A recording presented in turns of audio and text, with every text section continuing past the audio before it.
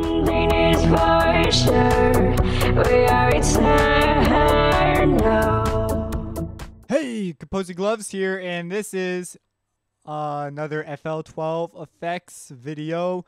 Today we're going to talk about the Fruity Vocoder, and it's going to ramp up to the Vocoders, which is completely insane. So we're going to talk about vocoding, what it is, and this is a pretty simple vocoder. It was intended for live work.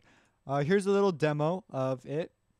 Follow Composing Gloves on Spotify and subscribe to his YouTube channel.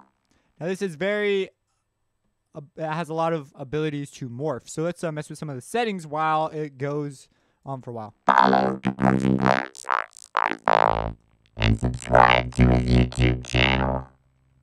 Follow Composing Gloves on Spotify.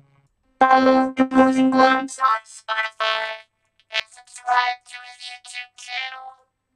Follow Composing Gloves on Spotify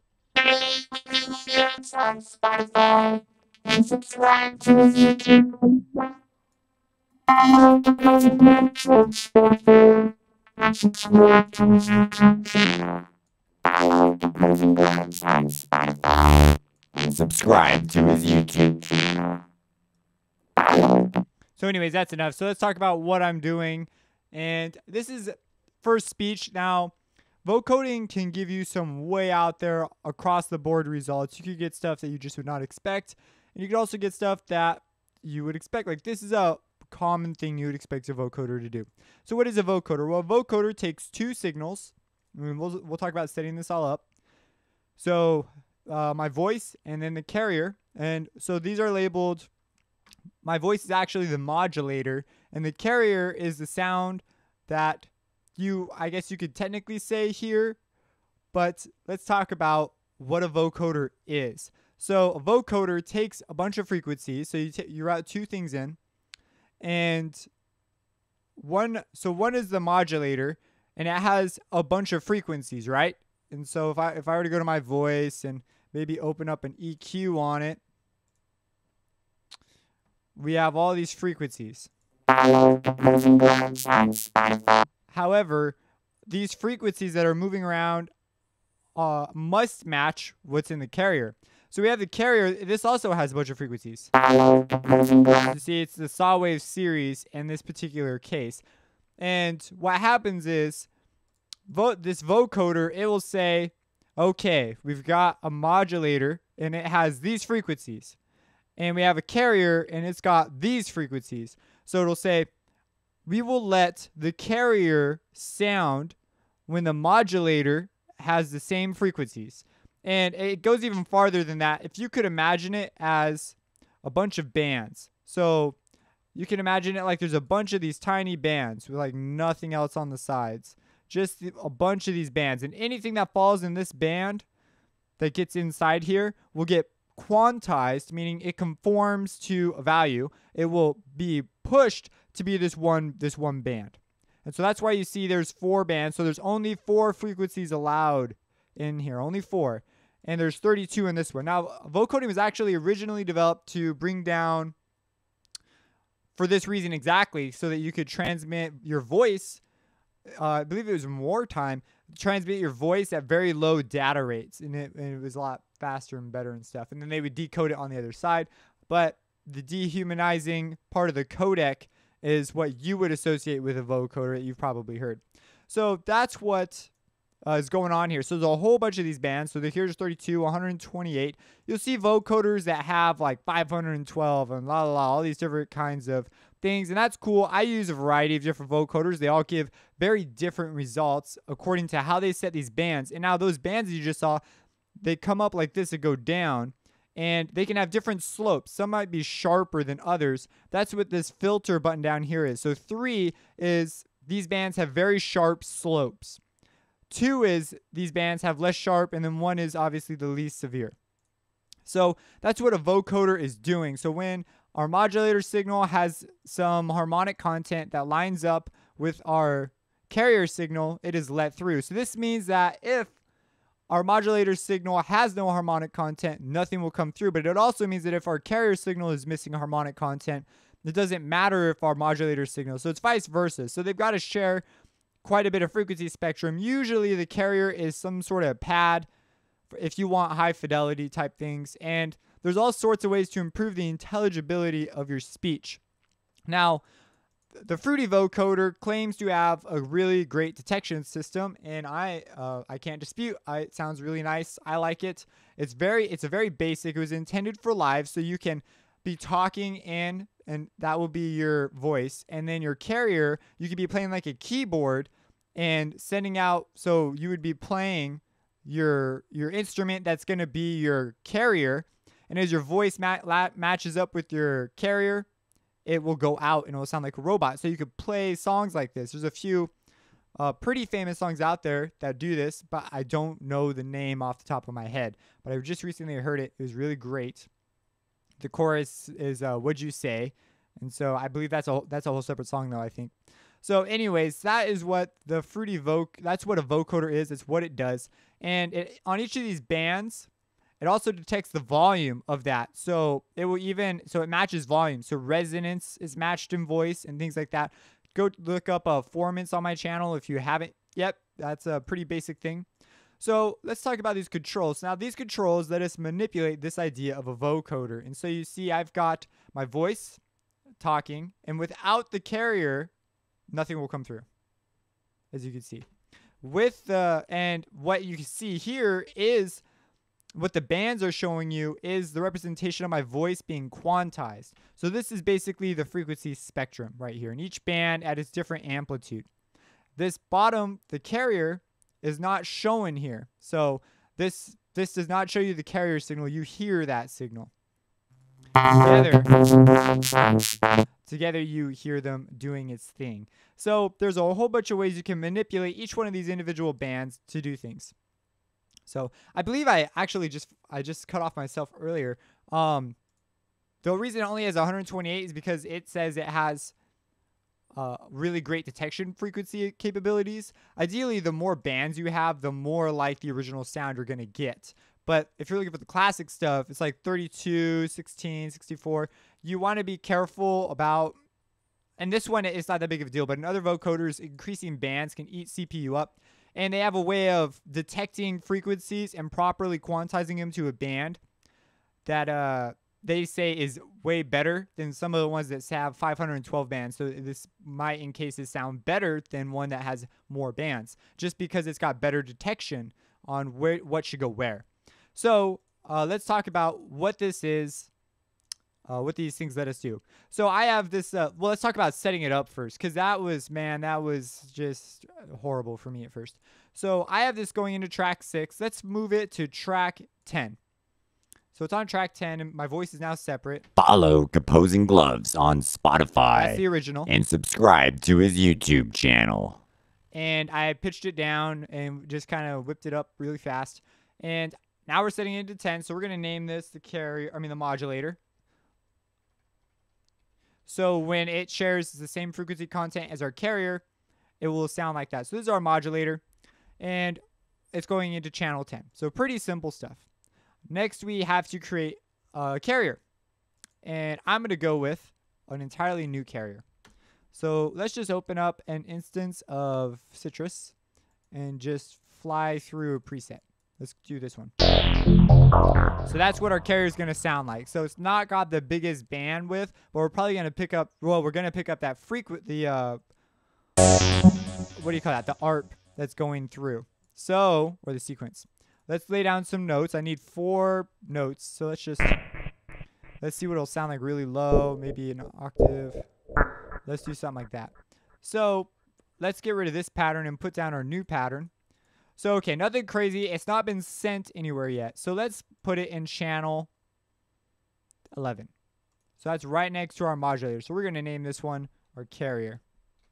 I'm just going to call it the car. So that stands for carrier. And now, okay, so we've got this going on. Now, if you're not familiar with the mixer or what I just did, and this is like sort of gibberish to you, you need to go watch my FL12 basics. How to make your first song in FL12. Covers all this stuff. Then we're going to come over here. We're going to label this channel insert 12 our vocoder. Vocoder. I have the habit of calling everything vocodex because I use vocodex mostly. This is sort of, if I have the option, I choose vocodex. So this vocoder I have detached, so it's floating right now, so we'll get rid of that. And on there, we're going to add another vocoder, and it's called Voodoo Vocoder underneath the miscellaneous section. And I'm going to detach this so it'll float. And now I'm going to route. So the way this works is you have a left and a right, and you see left is your modulator and right is your carrier. So first we need to route it. So come down here, we click route to this track only. So now it's only going to that track. Come down here, route to this track only again. Again, watch the basic series if this is unfamiliar with you. And now they're both in the middle. So if we play it now, Follow Composing Gloves on Spotify. we get this really like weird thing. Plus our carrier is kind of low. Let's take it up to just a regular C5 octave. Okay, so let's move our modulator. So we're gonna make our modulator, the voice, our modulator. So we're gonna put it on the left, pan it left, pan the other one right, and now our modulator's left, so our carrier's right. So let's pick a different sound. Let's go in here and just select a pad at random. Bell, brass, ARP pad. That looks nice. And let's make them chords. See, oh, what the heck? We'll just make octaves. You see, we get quite the variety of sounds. So I just chose the 5th of 5ths preset in Citrus. And so now if we could turn the wet off. So here we have this mixer. And if we want, we could take that down.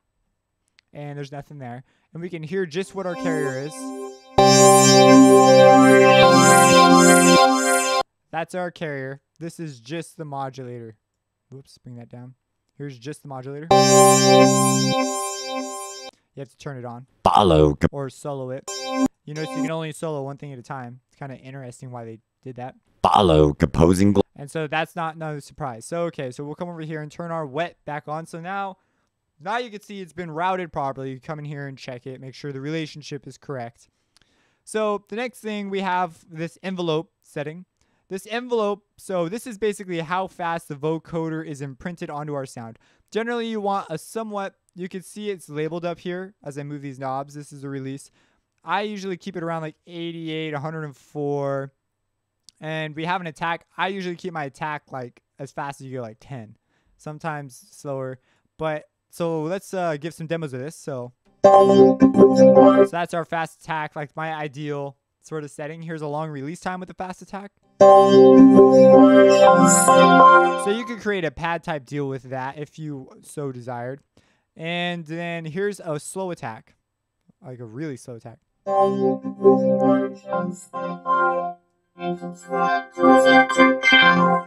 So ideally it comes on and then it gets released fast. So each band, it gets processed really quickly.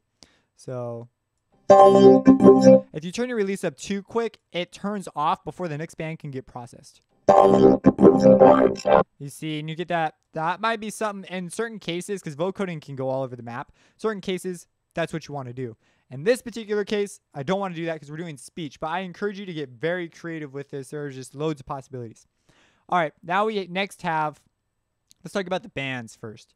So you see as our modulator comes in, we can see a visual representation of the spectrum. You can actually hold this relationship, and by pressing a hold, you can automate this too if you so desire and create some interesting results. So your modulator will now have the same frequency set, the same bands, will obviously maintain the same activation setting as your carrier is moving. So watch this. So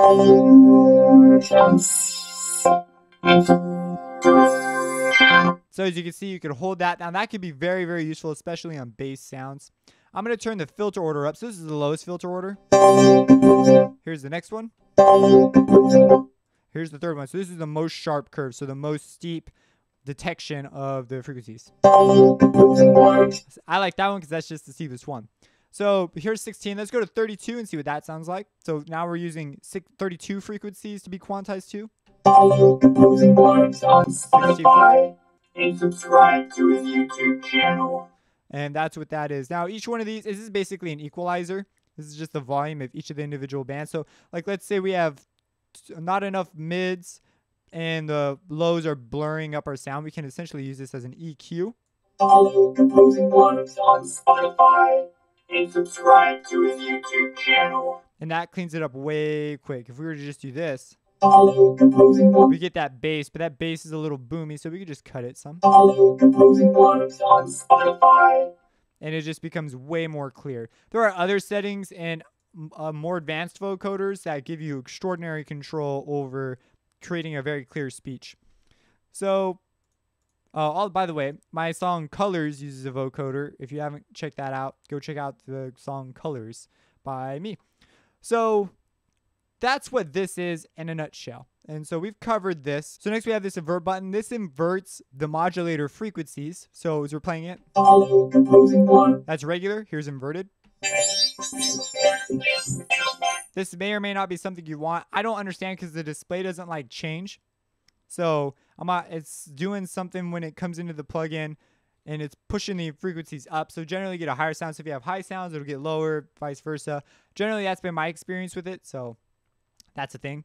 So now you have this thing called bandwidth. And what this does is so each one of these bands. So we talked about filter order, but now we haven't talked about how wide these bands are. This will change how wide they are. This can have a dramatic effect on how long your song is. This is very different than the attack button though. Way different. Follow Composing Blues on Spotify and subscribe to his YouTube channel. So this is a very wide band, accepts a lot of frequencies. So it takes a long time because they're in so many bands that the attack has less power because it's just in a whole bunch of bands. So it's almost always going to be there. But if we turn it to be very sharp bands, the attack. Follow Composing Blues on Spotify and subscribe to his So generally this is a much more clean sound. Follow Composing Blues on But you can adjust this. So that's kind of cool. You can adjust the bandwidth of it. If you don't understand what bandwidth is, go watch my basic filters video. So next we have minimum, maximum. It's basically a high cut and a low cut. So this is or a high pass. So this is a high pass essentially. Spotify and subscribe to his YouTube channel. So you can use that as essentially a filter. Same with max. Follow Composing Blues So there's only our low stuff. and subscribe to his YouTube. And that's what that is. Next we have scale. This has to do with logarithmic versus linear. And so it'll deal with our frequencies differently. In the middle, I have no idea what it is. It's just regular, a linear 1-to-1 ratio, I am supposing. If we move it over, though, we will get the different relationships. So it's changed the way it quantizes our frequencies. And that messes with our bands, where our bands move. Essentially, this is like a different sort of band control. It doesn't control the width. It controls how it quantizes them, which can make certain bands wider and other bands more narrow. Composing Blues on Spotify and subscribe to his YouTube channel. I forgot which one was which. Follow Composing Blues on Spotify. But I believe the logarithmic one is this side and linear is this side. But anyway, scale, this is another one you just set by ear. And then you have form, which stands for formants. And I have a video on this. Go check it out. Just look up formants and you'll see me trying to synthesize formants using nothing but filters. Because formants is just unusual resonances in your voice. And so I've talked about this in a few other videos, so I'm not going to go into great depth in it here. But I'll show you what it does. So this is like, it raises the formants. The pitch of the formants, this one lowers it. So let's play it. Follow Composing Blues on Spotify and subscribe to his YouTube channel. Follow Composing Blues on Spotify and subscribe to his YouTube Whoops. channel. Follow Composing Blues on Spotify and subscribe to his YouTube channel. So you can see that's basically what formants is. So it's moving the resonances in your voice, which are just unusual peaks of amplitude at frequencies. Your voice is a way complicated topic. So that is everything. You know how to do it. And now let's mess with some different carriers now. So let's go back to, let's make this. We could put multiple things into our channel and combine them. Follow Composing Blues on Spotify. So you can have multiple things going into the same channel, which I just said, and they will all act as a carrier. So you could get a mix between things. And that means you can do the same thing with your carrier modulator. I mean, you need to think outside the box when you see this. Everyone thinks speech. Let's get rid of the speech. Let's make it something else. Let's make it a crazy bass sound or something. Let's make it. I have a Harmer series on how to do everything I'm doing right now, like a full-blown series. I think about doing a sound design series on how to do some of this stuff too. Like, because it's a 23-part series that says exactly how to do everything, but it'd be cool to have like a how to make these specific sounds type deal. Let's add reverb and compression. That sounds pretty cool. Let's put it in there. Let's get a variety of stuff. And let's do something like that. I don't know. Who knows?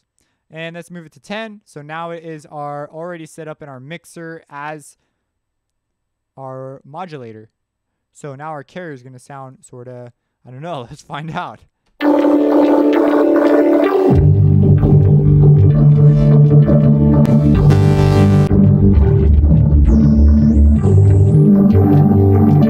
Let's go to a lower band.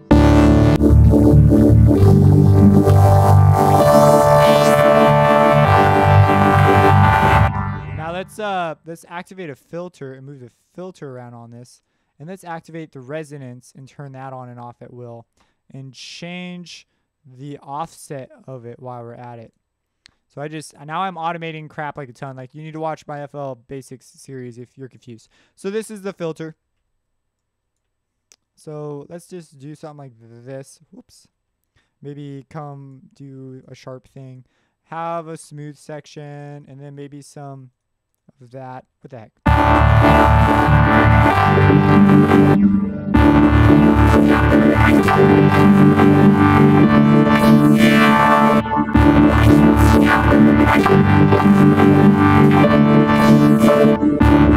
Now let's change the relationship. And to do that, we just simply do this.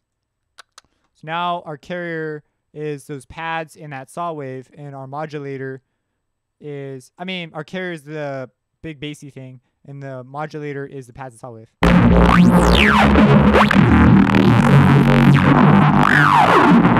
Now that is some beef right there. Let's try going to different bands.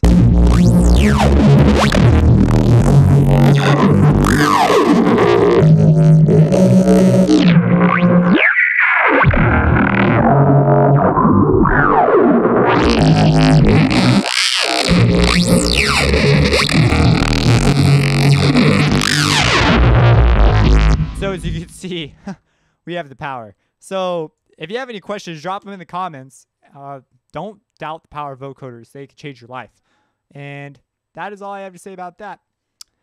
Subscribe and have a blessed day.